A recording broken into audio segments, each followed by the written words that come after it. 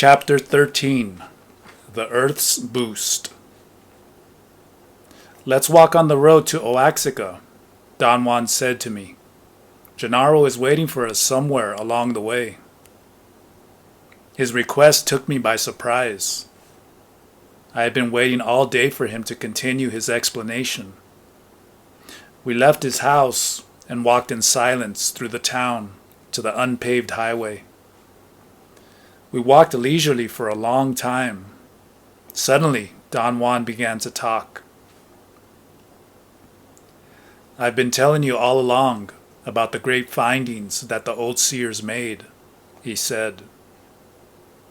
"Just as they found out that organic life is not the only life present on Earth, they also discovered that the Earth itself is a living being." He waited for a moment before continuing. He smiled at me, as if inviting me to make a comment. I could not think of anything to say. "The old seers saw that the Earth has a cocoon," he went on. "They saw that there is a ball encasing the Earth, a luminous cocoon that entraps the eagle's emanations. The Earth is a gigantic sentient being, subjected to the same forces we are." He explained that the old seers, on discovering this, became immediately interested in the practical uses of that knowledge. The result of their interest was that the most elaborate categories of their sorcery had to do with the Earth. They considered the Earth to be the ultimate source of everything we are. Don Juan reaffirmed that the old seers were not mistaken in this respect, because the Earth is indeed our ultimate source. He didn't say anything else until we met Gennaro about a mile up the road. He was waiting for us, sitting on a rock by the side of the road. He greeted me with great warmth. He said to me that we should climb up to the top of some small rugged mountains covered with hardy vegetation. "The three of us are going to sit against the rock," Don Juan said to me, "and look at the sunlight as it is reflected on the eastern mountains. When the sun goes down behind the western peaks, the Earth may let you see alignment." When we reached the top of a mountain, we sat down, as Don Juan had said, with our backs against the rock. Don Juan made me sit in between the two of them. I asked him what he was planning to do. His cryptic statements and his long silences were ominous. I felt terribly apprehensive. He didn't answer me. He kept on talking as if I had not spoken at all. It was the old seers who, on discovering that perception is alignment, he said, stumbled onto something monumental. The sad part is that their aberrations again kept them from knowing what they had accomplished. He pointed at the mountain range east of the small valley where the town is located. "There is enough glitter in those mountains to jolt your assemblage point," he said to me. "Just before the sun goes down behind the western peaks, you will have a few moments to catch all the glitter you need. The magic key that opens the Earth's door is made of internal silence, plus anything that shines." "What exactly should I do, Don Juan?" I asked. Both of them examined me. I thought I saw in their eyes a mixture of curiosity and revulsion. Just cut off the internal dialogue, Don Juan said to me. I had an intense pang of anxiety and doubt. I had no confidence that I could do it at will. After an initial moment of nagging frustration, I resigned myself just to relax.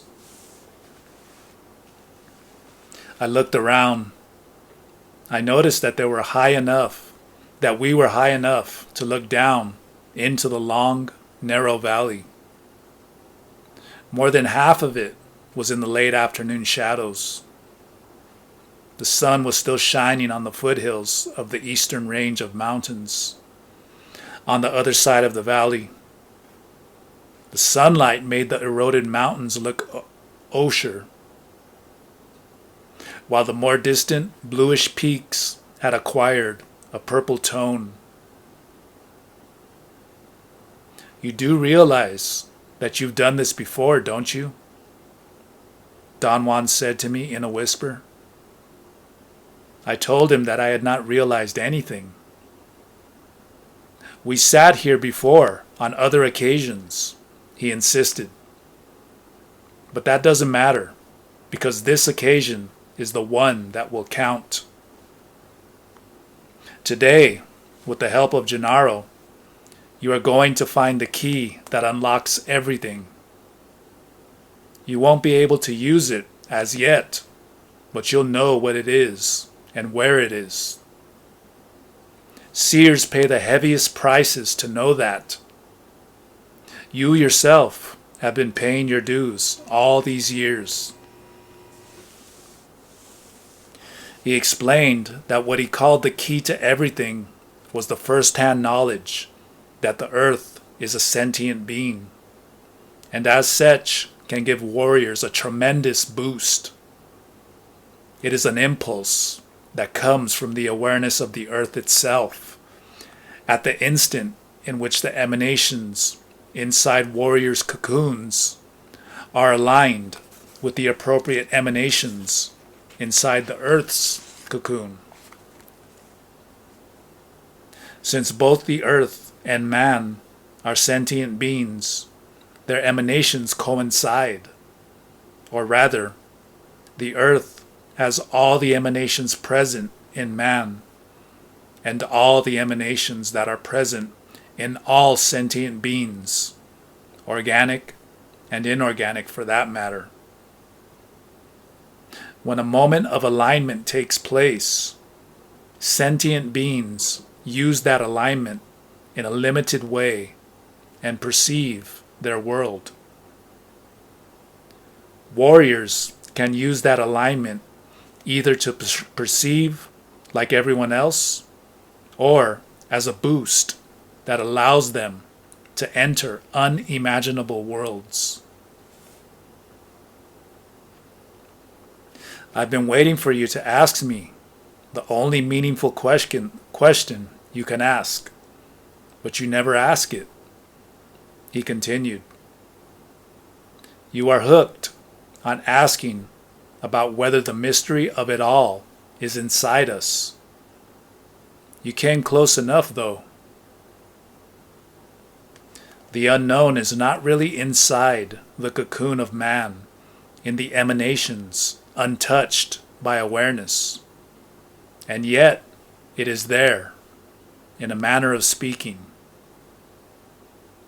This is the point you haven't understood. When I told you that we can assemble 7 worlds besides the one we know, you took it as being an internal affair, because your total bias is to believe that you are only imagining everything you do with us. Therefore, you have never asked me where the unknown really is. For years I have circled with my hand to point to everything around us, and I have told you that the unknown is there. You never made the connection. Gennaro began to laugh, then coughed and stood up. "He still hasn't made the connection," he said to Don Juan. I admitted to them that if there was a connection to be made, I had failed to make it. Don Juan restated over and over that the portion of emanations inside man's cocoon is in there only for awareness, and that awareness is matching that portion of emanations with the same portion of emanations at large. They are called emanations at large because they are immense. And to say that outside man's cocoon is the unknowable is to say that within the earth's cocoon is the unknowable. However, inside the earth's cocoon is also the unknown. And inside man's cocoon, the unknown is the emanations untouched by awareness. When the glow of awareness touches them, they become active and can be aligned with the corresponding emanations at large. Once that happens, the unknown is perceived and becomes the known. "I'm too dumb, Don Juan. You have to break it into smaller pieces for me," I said. "Gennaro is going to break it up for you," Don Juan retorted. Gennaro stood up and started doing the same gate of power that he had done before, when he circled an enormous flat rock in a cornfield by his house, while Don Juan had watched in fascination. This time, Don Juan whispered in my ear that I should try to hear Gennaro's movements, especially the movements of his thighs, as they went up against his chest every time he stepped. I followed Gennaro's movements with my eyes. In a few seconds, I felt that some part of me had gotten trapped in Gennaro's legs. The movement of his thighs would not let me go. I felt as if I were walking with him. I was even out of breath. Then I realized that I was actually following Gennaro. I was in fact walking with him, away from the place where we had been sitting. I did not see Don Juan, just Gennaro walking ahead of me in the same strange manner. We walked for hours and hours. My fatigue was so intense that I got a terrible headache, and suddenly I got sick. Gennaro stopped walking and came to my side.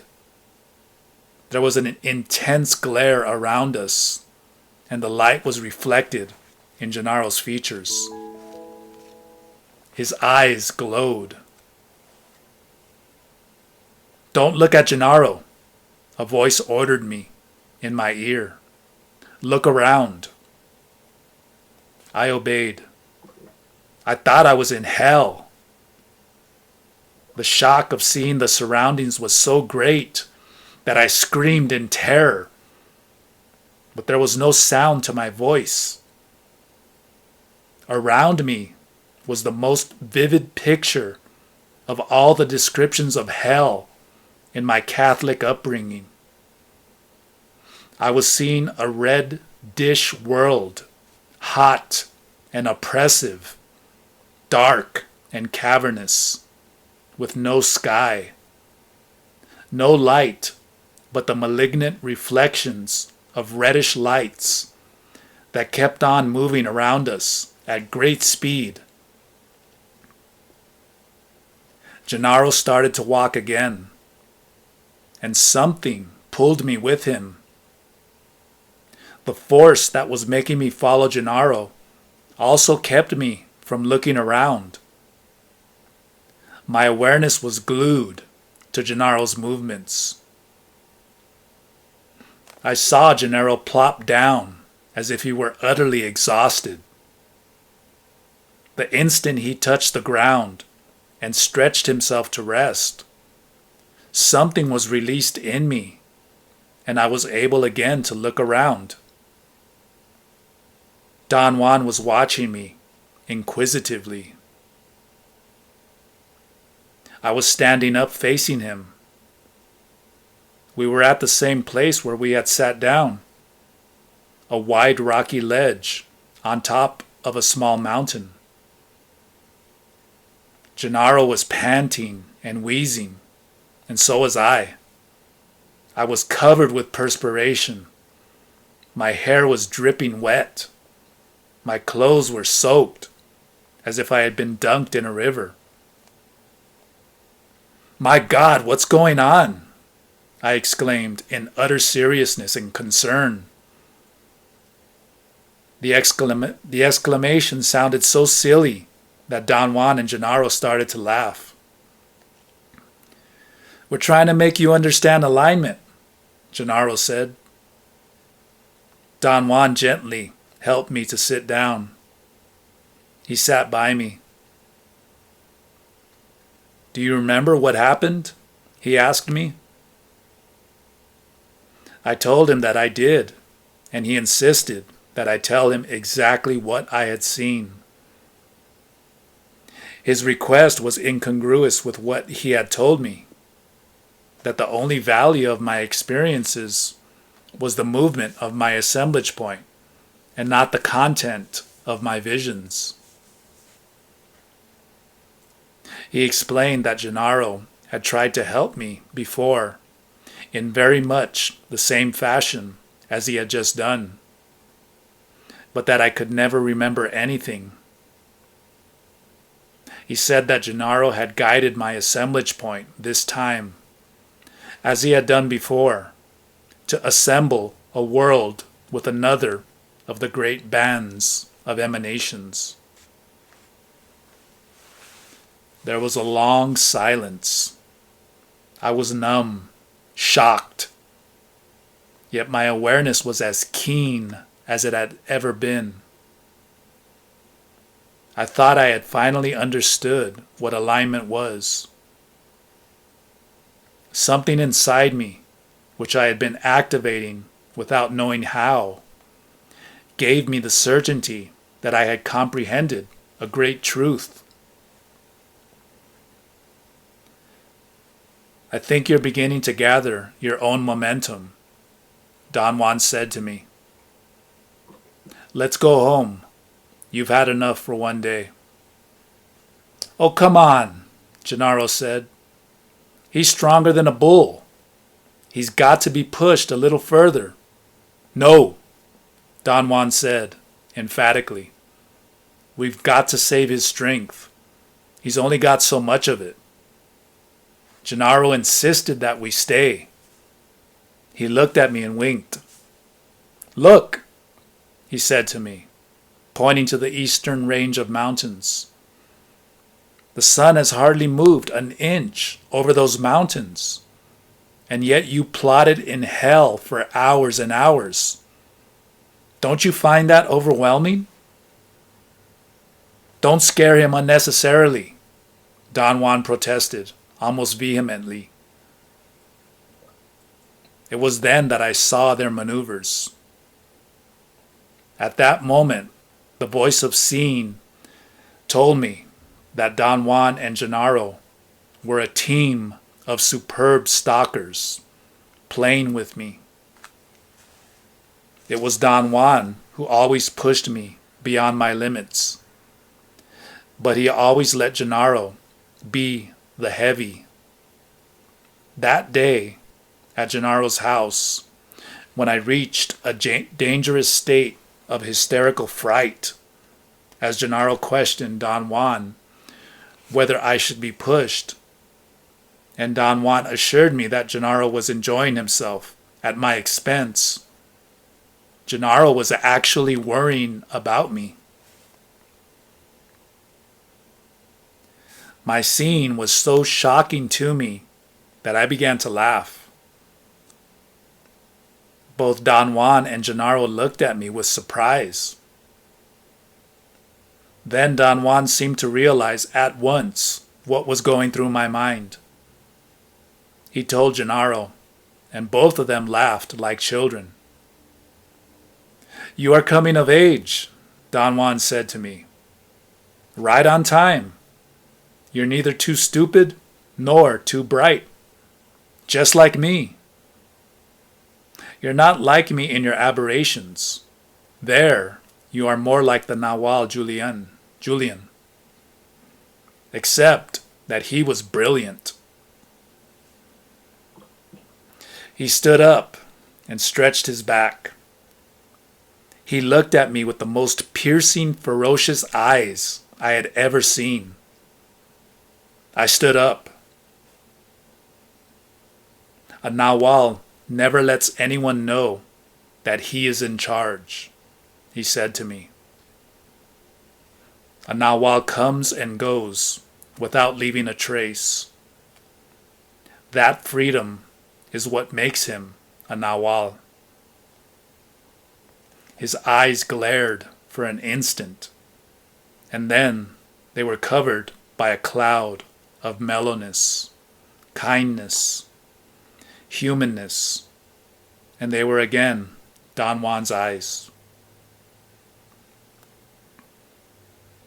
I could hardly keep my balance. I was swooning helplessly. Gennaro jumped to my side and helped me to sit down. Both of them sat down, flanking me. "You are going to catch a boost from the earth," Don Juan said to me in one ear. "Think about the Nawal's eyes," Gennaro said to me in the other. "The boost will come at the moment you see the glitter on the top of that mountain," Don Juan said, and pointed to the highest peak on the eastern range. "You'll never see the Nawal's eyes again," Gennaro whispered. "Go with the boost, wherever it takes you," Don Juan said. "If you think of the Nawal's eyes, you'll realize that there are two sides to a coin," Gennaro whispered. I wanted to think about what both of them were saying, but my thoughts did not obey me. Something was pressing down on me. I felt I was shrinking. I had a sensation of nausea. I saw the evening shadows advancing rapidly up the sides of those eastern mountains. I had the feeling that I was running after them. "Here we go," Gennaro said in my ear. "Watch the big peak. Watch the glitter," Don Juan said in my other ear. There was indeed a point of intense brilliance where Don Juan had pointed, on the highest peak of the range. I watched the last ray of sunlight being reflected on it. I felt a hole in the pit of my stomach, just as if I were on a roller coaster. I felt, rather than heard, a faraway earthquake rumble, which abruptly overtook me. The seismic waves were so loud and so enormous that they lost all meaning for me. I was an insignificant microbe being twisted and twirled. The motion slowed down by degrees. There was one more jolt before everything came to a halt. I tried to look around. I had no point of reference. I seemed to be planted like a tree. Above me, there was a white, shiny, inconceivably big dome Its presence made me feel elated. I flew toward it. Or rather, I was ejected like a projectile. I had the sensation of being comfortable, nurtured, secure. The closer I got to the dome, the more intense those feelings became. They finally overwhelmed me, and I lost all sense of myself. The next thing I knew, I was rocking slowly in the air, like a leaf that falls. I felt exhausted. A suction force started to pull me. I went through a dark hole, and then I was with Don Juan and Gennaro.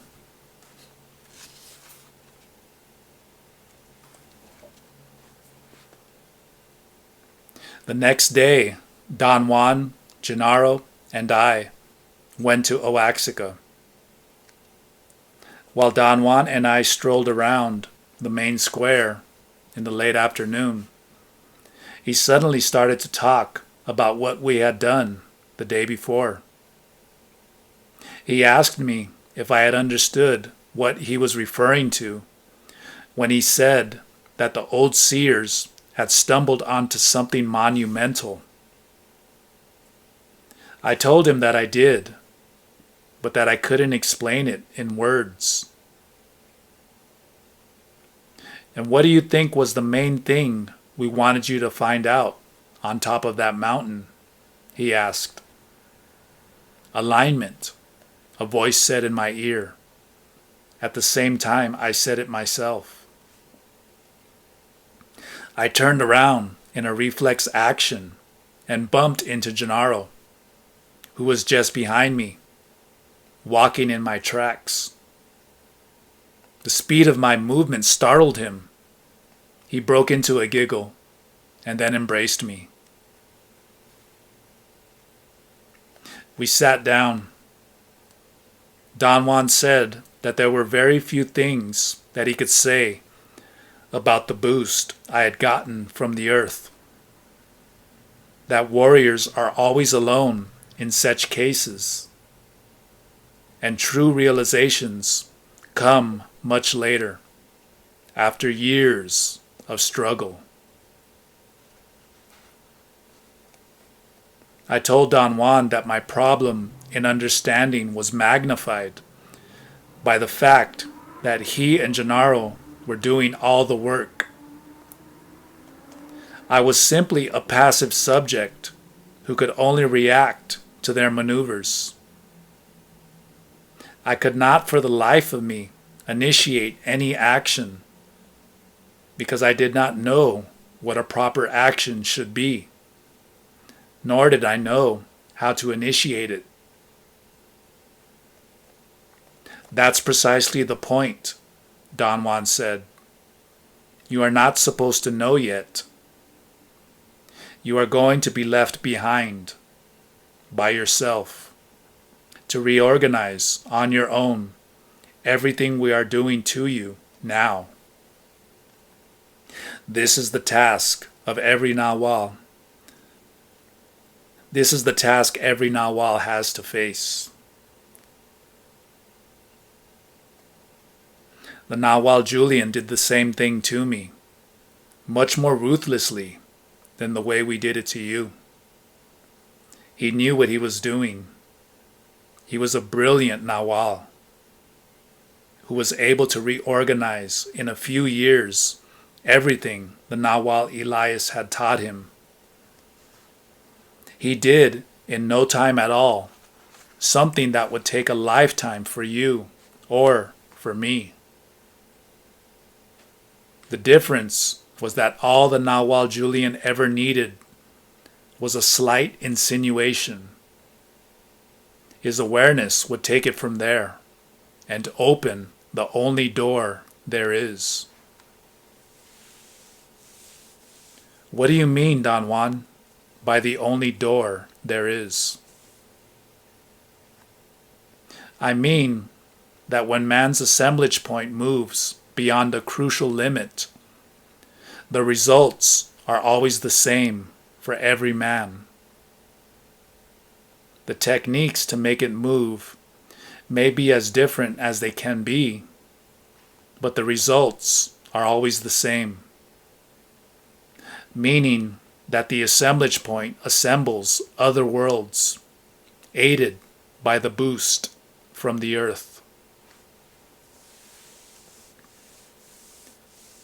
Is the boost from the earth the same for every man, Don Juan? Of course. The difficulty for the average man is the internal dialogue.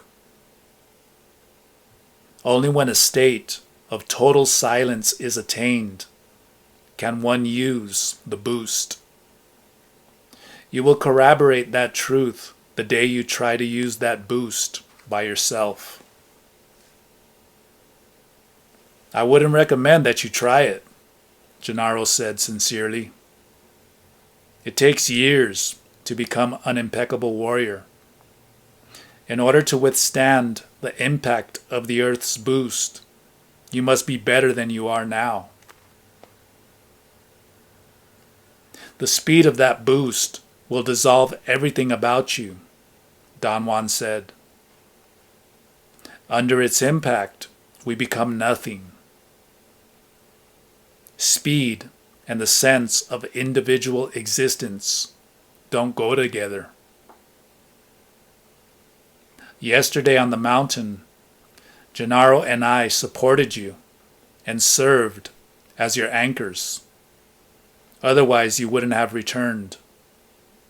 You'd be like some men who purposely used that boost and went into the unknown and are still roaming in some incomprehensible immensity. I wanted him to elaborate on that, but he refused. He changed the subject abruptly. There's one thing you haven't understood yet about the Earth's being a sentient being, he said. And Gennaro, this awful Gennaro, wants to push you until you understand. Both of them laughed. Gennaro playfully shoved me and winked at me as he mouthed the words, "I am awful." Gennaro is a terrible taskmaster, mean and ruthless, Don Juan continued. He doesn't give a hoot about your fears and pushes you mercilessly. If it wasn't for me, he was a perfect picture of a good, thoughtful old gentleman. He lowered his eyes and sighed. The two of them broke into roaring laughter. When they had quieted down, Don Juan said that Gennaro wanted to show me what I had not understood yet. That the supreme awareness of the earth is what makes it possible for us to change into other great bands of emanations. We living beings are perceivers, he said. And we perceive because some emanations inside man's cocoon become aligned with some emanations outside. Alignment, therefore, is the secret passageway, and the Earth's boost is the key. Gennaro wants you to watch the moment of alignment. Watch him. Gennaro stood up like a showman and took a bow, then showed us that he had nothing up his sleeves or inside the legs of his pants. He took his shoes off and shook them to show that there was nothing concealed there either. Don Juan was laughing with total abandon. Gennaro moved his hands up and down. The movement created an immediate fixation in me. I sensed that the three of us suddenly got up and walked away from the square, the two of them flanking me. As we continued walking, I lost my peripheral vision. I did not distinguish any more houses or streets. I did not notice any mountains or any vegetation either. At one moment I realized that I had lost sight of Don Juan and Gennaro. Instead I saw two luminous bundles moving up and down beside me.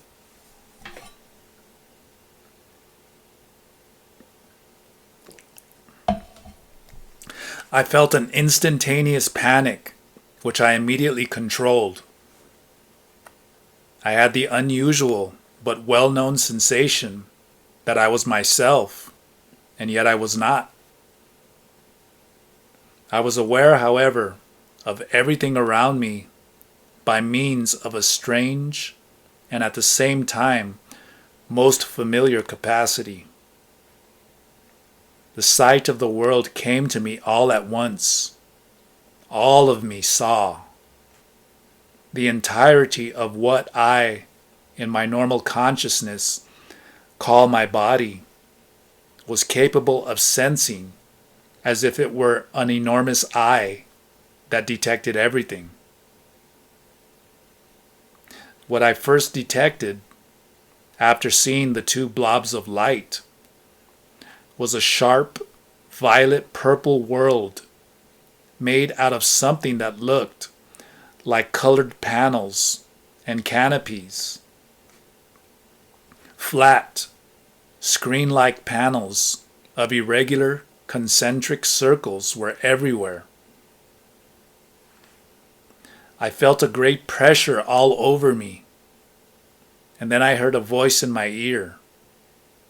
I was seen. The voice said that the pressure was due to the act of moving. I was moving together with Don Juan and Gennaro. I felt a faint jolt, as if I had broken a paper barrier, and I found myself facing a luminescent world. Light radiated from every place, but without being glaring. It was as if the sun were about to erupt from behind some white, diaphanous clouds.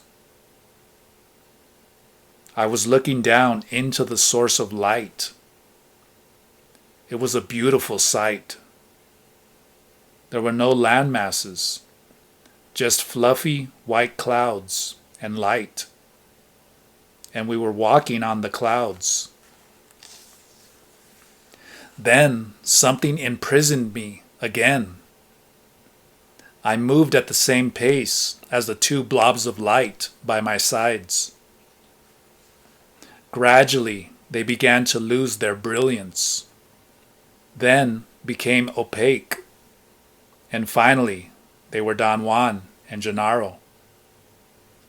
We were walking on a deserted side street away from the main square. Then we turned back. Gennaro just helped you to align your emanations with those emanations at large that belong to another band, Don Juan said to me. Alignment has to be very peaceful, unnoticeable act. No flying away, no great fuss. He said that the sobriety needed to let the assemblage point assemble other worlds is something that cannot be improvised. Sobriety has to mature and become a force in itself before warriors can break the barrier of perception with impunity. We were coming closer to the main square. Gennaro had not said a word. He walked in silence, as if absorbed in thought. Just before we came into the square, Don Juan said that Gennaro wanted to show me one more thing. That the position of the assemblage point is everything, and that the world it makes us perceive is so real that it does not leave room for anything except realness. Gennaro will let his assemblage point assemble another world just for your benefit, Don Juan said to me. And then you'll realize that as he perceives it, the force of his perception will leave room for nothing else. Gennaro walked ahead of us, and Don Juan ordered me to roll my eyes in a counterclockwise direction while I looked at Gennaro, to avoid being dragged with him. I obeyed him. Gennaro was 5 or 6 feet away from me. Suddenly, his shape became diffuse, and in one instant, he was gone like a puff of air. I thought of the science fiction movies I had seen and wondered whether we are subliminally aware of our possibilities. Gennaro is separated from us at this moment by the force of perception, Don Juan said quietly. When the assemblage point assembles a world, that world is total. This is the marvel that the old seers stumbled upon and never realized what it was. The awareness of the earth can give us a boost to align other great bands of emanations, and the force of that new alignment makes the world vanish. Every time the old seers made a new alignment, they believed they had descended to the depths below or ascended to the heavens above.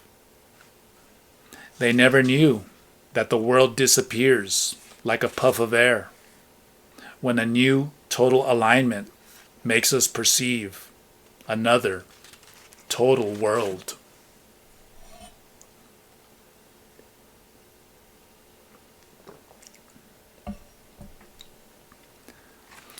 Chapter 14. The Rolling Force. Don Juan was about to start his explanation of the mastery of awareness, but he changed his mind and stood up. We had been sitting in the big room, observing a moment of quiet. I want you to try seeing the eagle's emanations, he said. For that, you must first move your assemblage point until you see the cocoon of man. We walked from the house to the center of town. We sat down on an empty, worn park bench in front of the church. It was early afternoon, a sunny, windy day with lots of people milling around. He repeated, as if he were trying to drill it into me, that alignment is a unique force because it either helps the assemblage point shift or it keeps it glued to its customary position. The aspect of alignment that keeps the point stationary, he said, is will. And the aspect that makes it shift is intent. He remarked that one of the most haunting mysteries is how will, the impersonal force of alignment, changes into intent. the personalized force, which is at the service of each individual.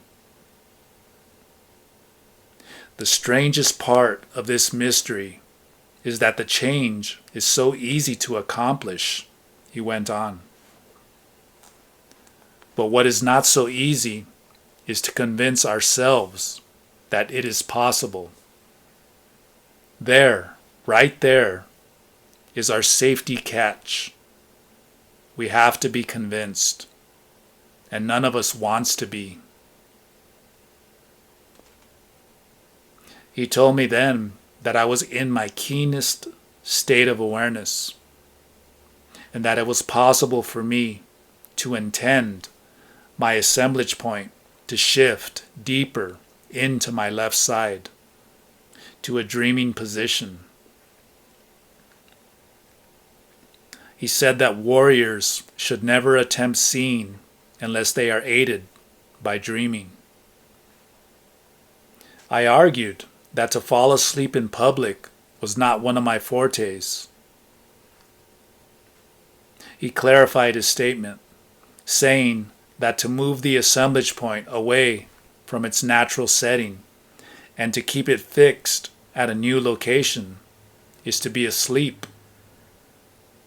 With practice, seers learn to be asleep and yet behave as if nothing is happening to them. After a moment's pause, he added that for purposes of seeing the cocoon of man, one has to gaze at people from behind as they walk away. It is useless to gaze at people face to face, because the front of the egg-like cocoon of man has a protective shield, which seers call the front plate. It is an almost impregnable, unyielding shield that protects us throughout our lives against the onslaught of a peculiar force that stems from the emanations themselves. He also told me not to be surprised if my body was stiff, as though it were frozen. He said that I was going to feel very much like someone standing in the middle of a room, looking at the street through a window. And that speed was of the essence, as people were going to move extremely fast by my seeing window. He told me then to relax my muscles, shut off my internal dialogue, and let my assemblage point drift away under the spell of inner silence. He urged me to smack myself gently but firmly on my right side, between my hip bone and my rib cage. I did that 3 times, and I was sound asleep. It was a most peculiar state of sleep. My body was dormant, but I was perfectly aware of everything that was taking place. I could hear Don Juan talking to me, and I could follow every one of his statements as if I were awake. Yet I could not move my body at all. Don Juan said that a man was going to walk by my seeing window, and that I should try to see him. I unsuccessfully attempted to move my head, and then a shiny egg-like shape appeared. It was resplendent.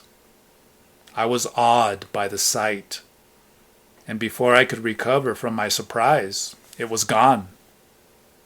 It floated away, bobbing up and down.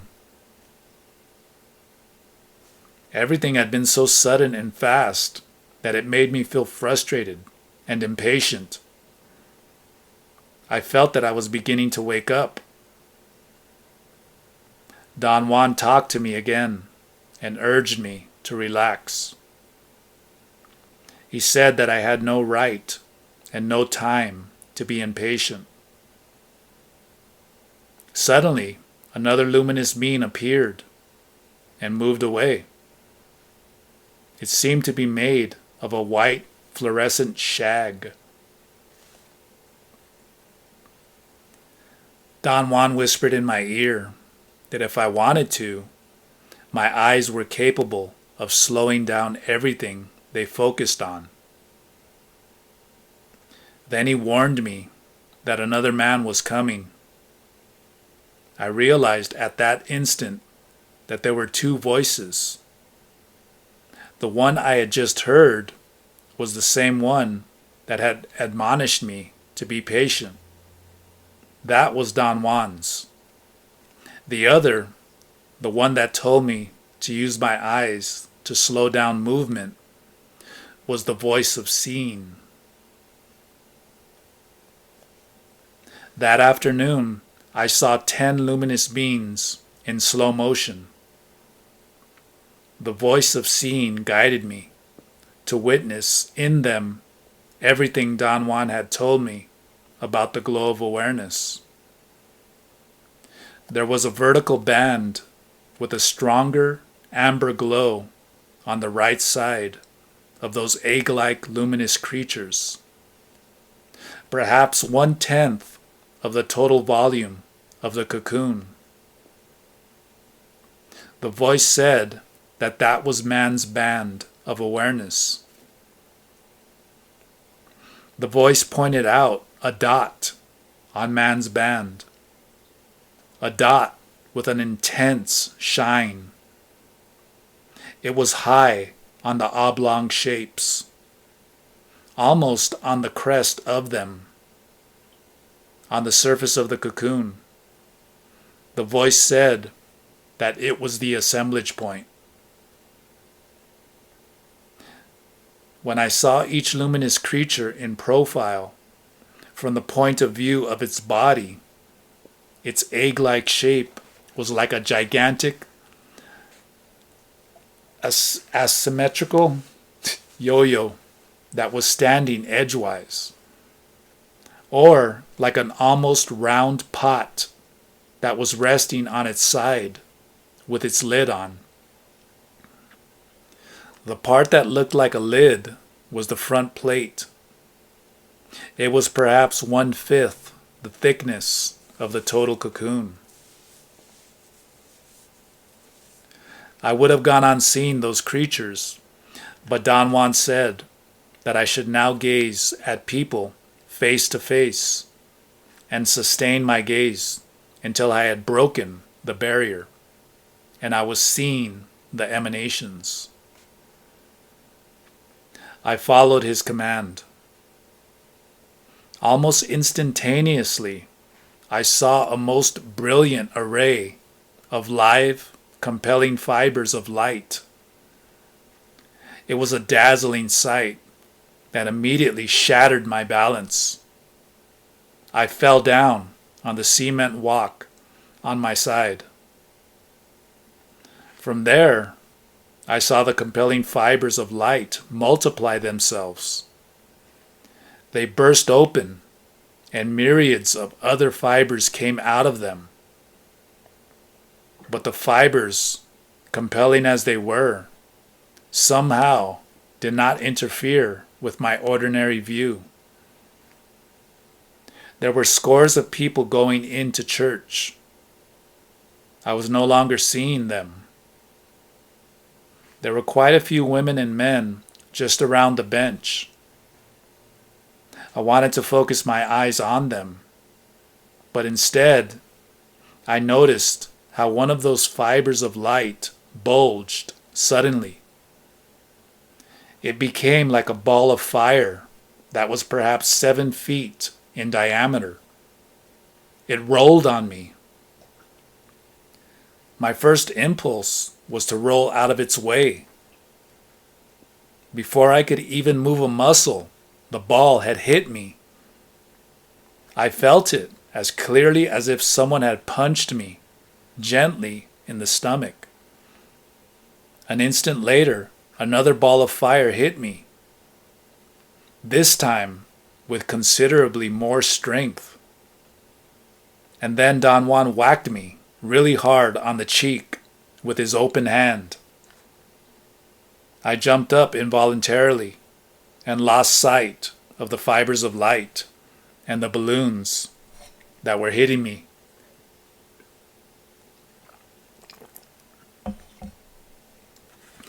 Don Juan said that I had successfully endured my first brief encounter with the eagle's emanations, but that a couple of shoves from the tumbler had dangerously opened up my gap. He added that the balls that had hit me were called the rolling force, or the tumbler.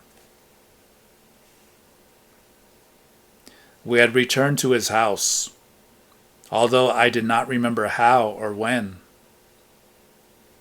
I had spent hours in a sort of semi-sleeping state.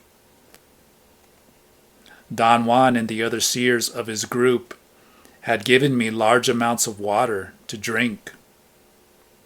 They had also submerged me in an ice-cold tub of water for short periods of time. Were those fibers I saw the eagle's emanations? I asked Don Juan. Yes, but you didn't really see them, he replied. No sooner had you begun to see, then the tumbler stopped you. If you had remained a moment longer, it would have blasted you. What exactly is the tumbler? I asked. It is a force from the eagle's emanations, he said. A ceaseless force that strikes us every instant of our lives. It is lethal when seen, but otherwise we are oblivious to it in our ordinary lives because we have protective shields. We have consuming interests that engage all our awareness. We are permanently worried about our station, our possessions. These shields, however, do not keep the tumbler away. They simply keep us from seeing it directly, protecting us in this way from getting hurt by the fright of seeing the balls of fire hitting us. Shields are a great help and a great hindrance to us. They pacify us and at the same time fool us. They give us a false sense of security. He warned me that a moment would come in my life when I would be without any shields, uninterruptedly at the mercy of the tumbler. He said that it is an obligatory stage in the life of a warrior, known as losing the human form. I asked him to explain to me once and for all what the human form is and what it means to lose it. He replied that seers describe the human form as the compelling force of alignment of the emanations lit by the glow of awareness on the precise spot on which normally man's assemblage point is fixated. It is the force that makes us into persons. Thus, to be a person is to be compelled to affiliate with that force of alignment, and consequently to be affiliated with the precise spot where it originates. By reason of their activities, at a given moment, the assemblage point of warriors drift toward the left. It is a permanent move which results in an uncommon sense of aloofness or control or even abandon. That drift of the assemblage point entails a new alignment of emanations. It is the beginning of a series of greater shifts. Seers very aptly called this initial shift losing the human form, because it marks an inexorable movement of the assemblage point away from its original setting, resulting in the irreversible loss of our affiliation to the force that makes us persons.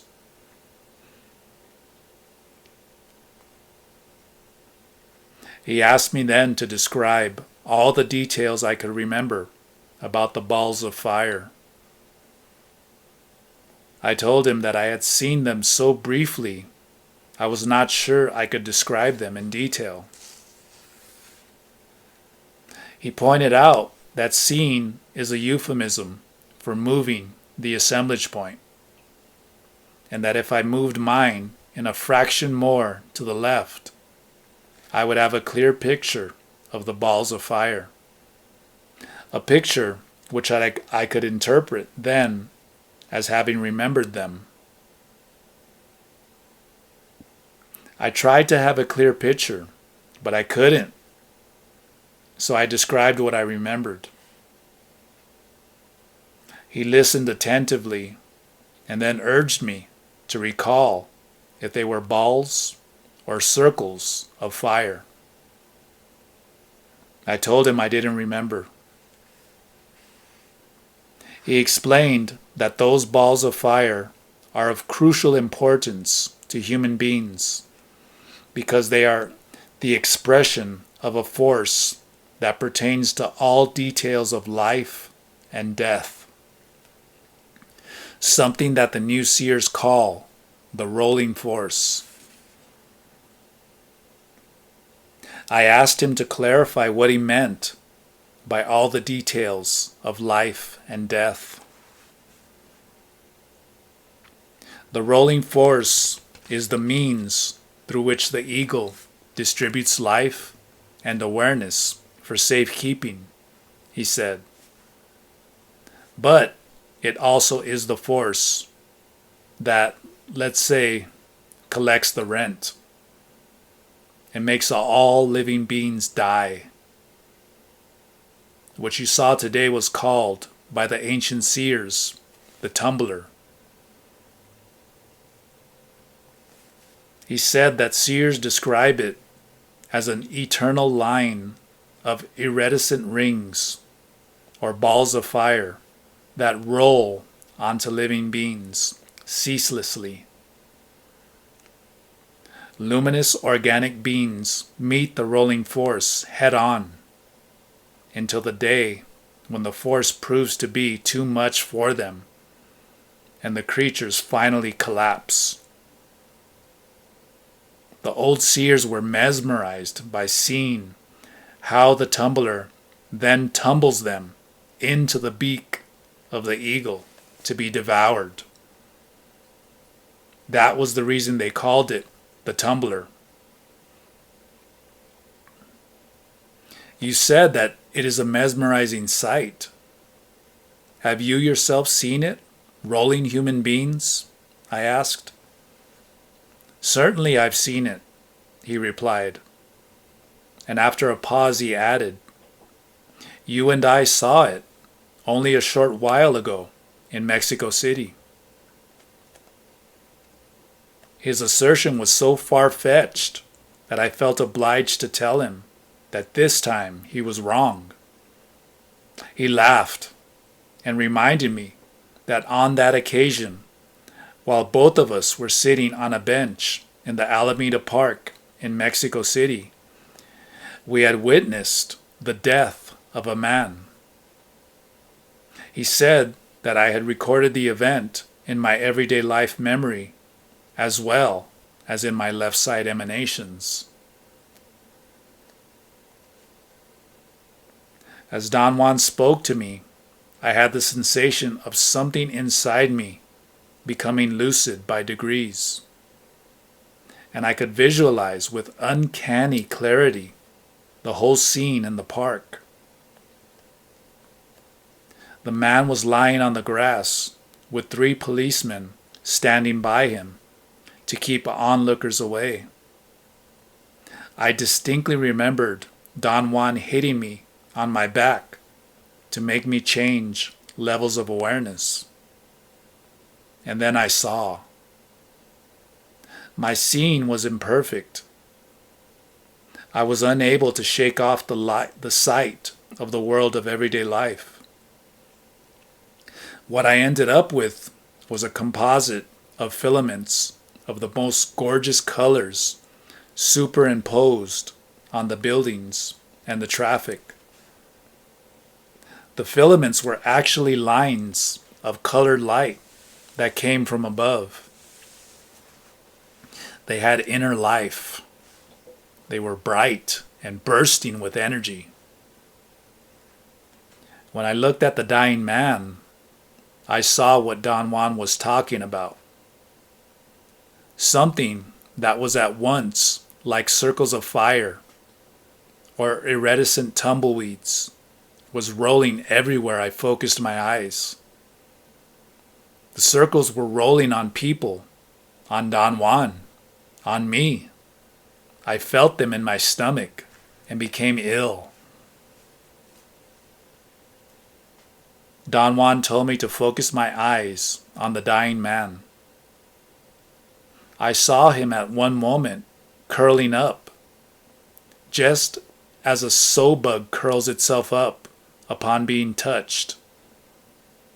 The incandescent circles pushed him away, as if they were casting him aside, out of their majestic, inalterable path. I had not liked the feeling. The circles of fire had not scared me. They were not awesome or sinister.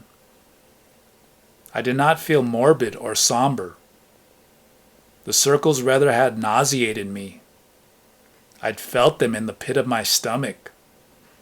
It was a revulsion that I'd felt that day. Remembering them conjured up again the total feeling of discomfort I had experienced on that occasion.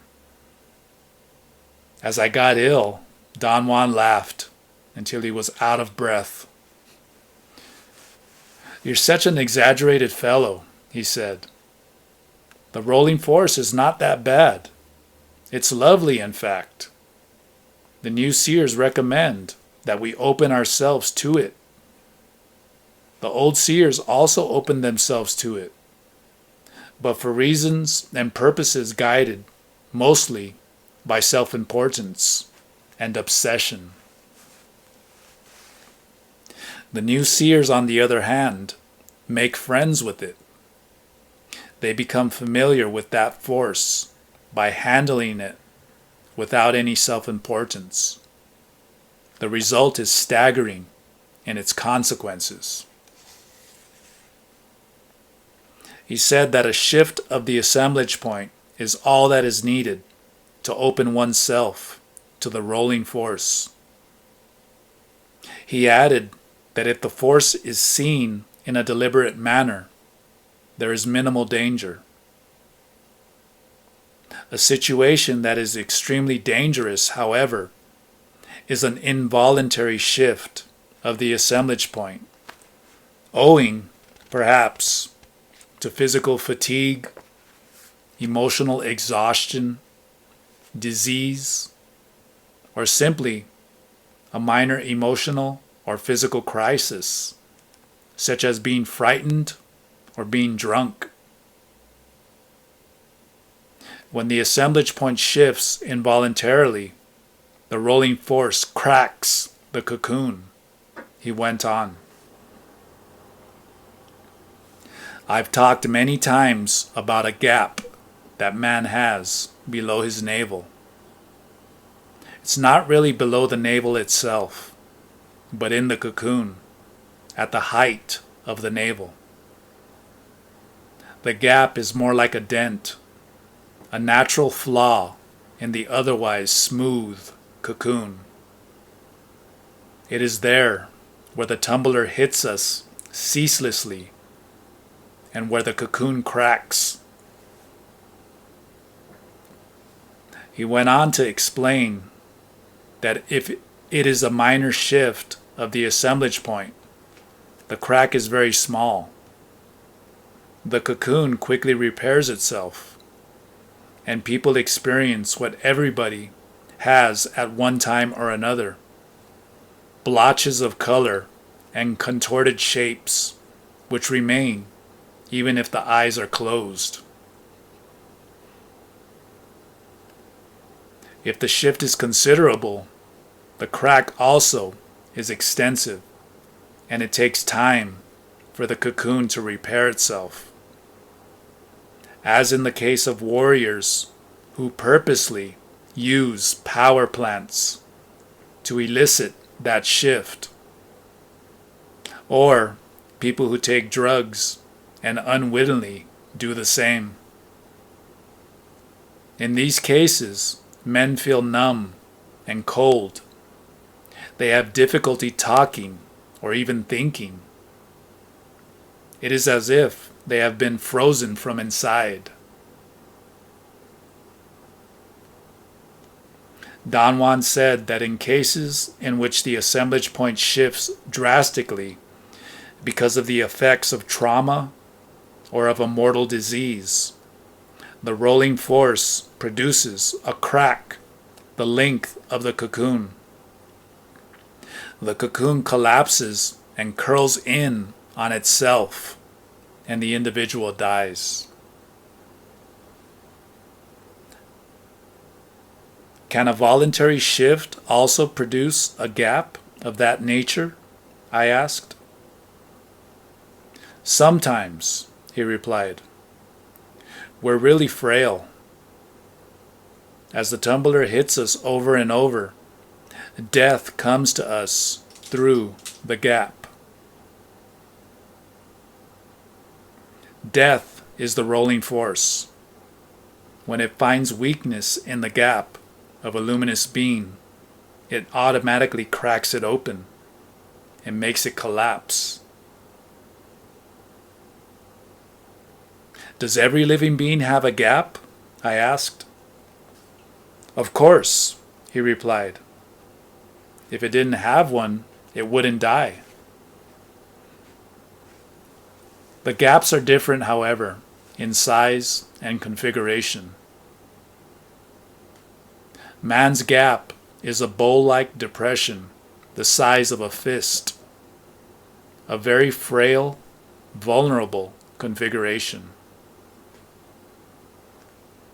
The gaps of other organic creatures are very much like man's. Some are stronger than ours, and others are weaker. But the gap of inorganic beings is really different. It's more like a long thread, a hair of luminosity.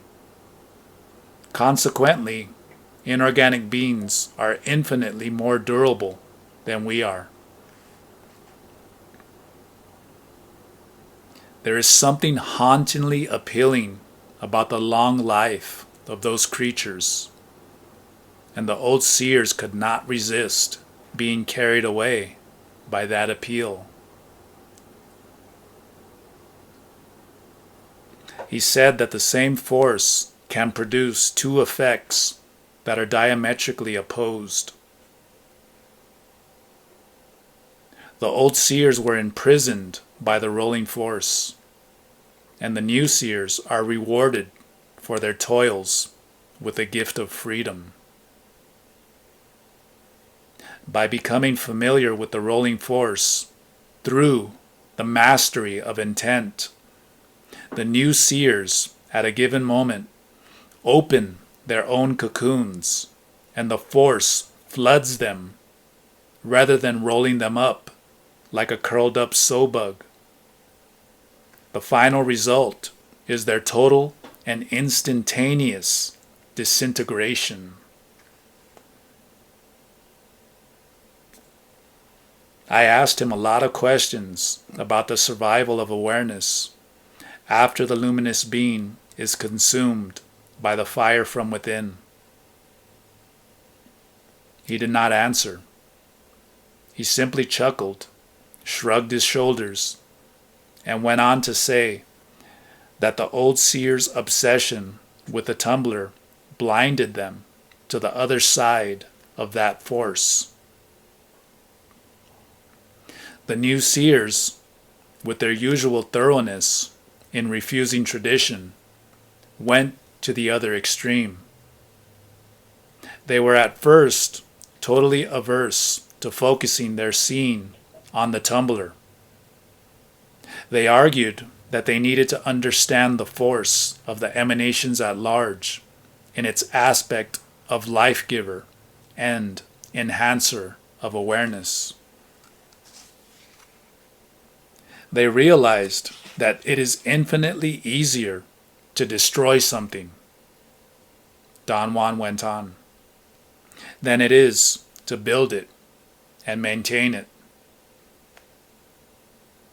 To roll life away is nothing compared to giving it and nourishing it. Of course, the new seers were wrong on this count, but in due course, they corrected their mistake. How were they wrong, Don Juan? It's an error to isolate anything for seeing. At the beginning, the new seers did exactly the opposite from what their predecessors did. They focused with equal attention on the other side of the tumbler. What happened to them was as terrible as, if not worse than, what happened to the old seers. They died stupid deaths, just as the average man does. They didn't have the mystery or the malignancy of the ancient seers, nor had they the quest for freedom of the seers of today. Those first new seers served everybody because they were focusing their seeing on the life-giving side of the emanations. They were filled with love and kindness, but that didn't keep them from being tumbled. They were vulnerable, just as were the old seers who were filled with morbidity. He said that for the modern-day new seers to be left stranded after a life of discipline and toil, just like men who have never had a purposeful moment in their lives, was intolerable. Don Juan said that these new seers realized, after they had readopted their tradition, that the old seers' knowledge of the rolling force had been complete. At one point, the old seers had concluded that there were, in effect, two different aspects of the same force. The tumbling aspect relates exclusively to destruction and death. The circular aspect, on the other hand, is what maintains life and awareness, fulfillment and purpose. They had chosen, however, to deal exclusively with the tumbling aspect. Gazing in teams, the new seers were able to see the separation between the tumbling and the circular aspects. He explained. They saw that both forces are fused, but are not the same. The circular force comes to us just before the tumbling force. They are so close to each other that they seem the same. The reason it's called the circular force is that it comes in rings, thread-like hoops of iridescence. A very delicate affair indeed. And just like the tumbling force, it strikes all living beings ceaselessly, but for a different purpose. It strikes them to give them strength, direction, awareness, to give them life. What the new seers discovered is that the balance of the two forces in every living being is a very delicate one. He continued, if at any given time an individual feels that the tumbling force strikes harder than the circular one, that means the balance is upset. The tumbling force strikes harder and harder from then on until it cracks the living being's gap and makes it die. He added that out of what I had called balls of fire comes an iridescent hoop exactly the size of living beings, whether men, trees, microbes, or allies. Are there different sized circles? I asked. Don't take me so literally, he protested. There are no circles to speak of, just a circular force that gives seers who are dreaming it the feeling of rings. And there are no different sizes either. It's one indivisible force that fits all living beings, organic and inorganic. Why did the old seers focus on the tumbling aspect? I asked. Because they believed that their lives depended on seeing it, he replied. They were sure that their seeing was going to give them answers to age-old questions. You see, they figured that if they unraveled the secrets of the rolling force, they would be invulnerable and immortal. The sad part is that in one way or another, they did unravel the secrets, and yet they were neither invulnerable nor immortal. The new seers changed it all by realizing that there is no way to aspire to immortality as long as man has a cocoon.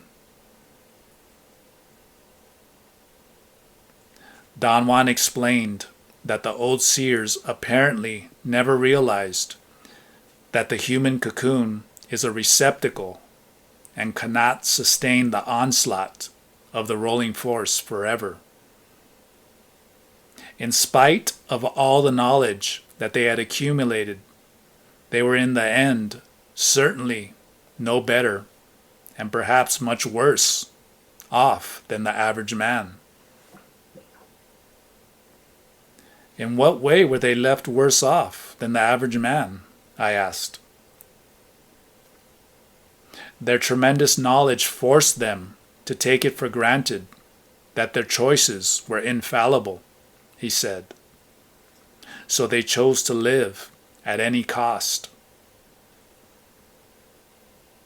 Don Juan looked at me and smiled.